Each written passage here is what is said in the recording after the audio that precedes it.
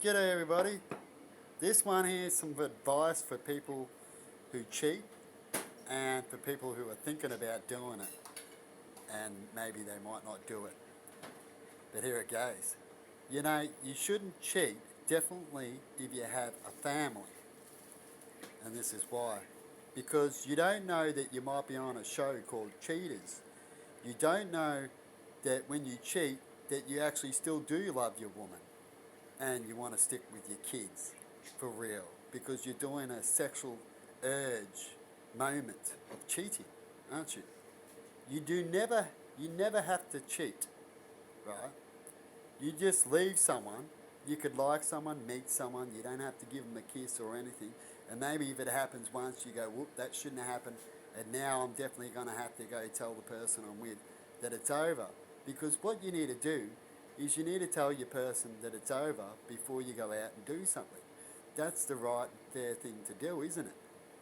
And before you tell them it's over, if you really want to feel good in your soul and know you're not fucking up later, is that you try to work together. You talk about your problems, you go see counselling, you do certain things. And if all that doesn't work, then you're in God's right for you to now go leave, see someone else that you might have liked and say it's over and then hook up with someone else. You don't even have to tell them that you're going to go hook up with someone else because you're doing everything right. You can mention that you've got someone that you like and that you've worked hard with everybody with you and it's just not working out. Most of the time you can just say that. You don't have to say that you got anyone else because usually if you're leaving someone it's not because you've got another person or because they're better, it's because you didn't work it out with them and you've tried everything, counselling and everything. He's all said promises and the promises got broken. And so with God, He'll allow you to go, well, end this relationship because it'll never work if they're not willing to try. And then you move on. So there's no cheating needs to happen. Cheating only happens to lazy people who don't think long enough or get sexual urges. They're horny people. And so they will cheat. And maybe these cheaters shouldn't have a real partnership. They should have thought about things before they got married or have children. Because once you have children, you're meant to be dedicated with the person you had children with. Not just have a fuck, see you later, not my problem. Once you've created that problem, it is your problem. No matter how the problem got created, it did. Now you got to sort it out. It's like a car crash or it's like you accidentally let a trigger go on a gun and it shot someone by accident. It happens, you have to sort it out, don't you? You can't just not say it didn't happen. Anyway, people, have a good one. And that's how I've spoken to the people I've been with. And I did speak to the person I was with exactly like that and still got cheated on. Doesn't matter if you speak to people like that, it's up to you if you still want to be with them or what.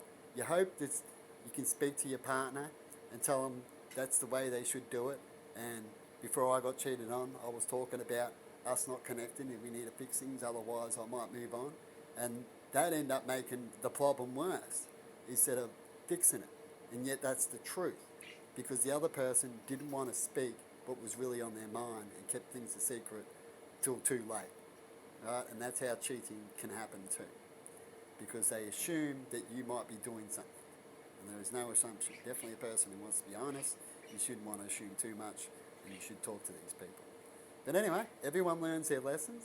Sometimes, most of the time in fact, when it comes to us human beings, we like to learn things the hard way or learn by going through it because you just don't believe.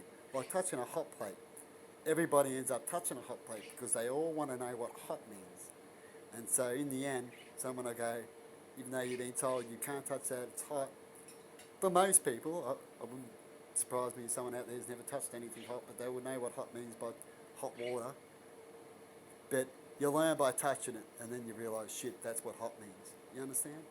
Anyway, people, have a good one, and bye-bye.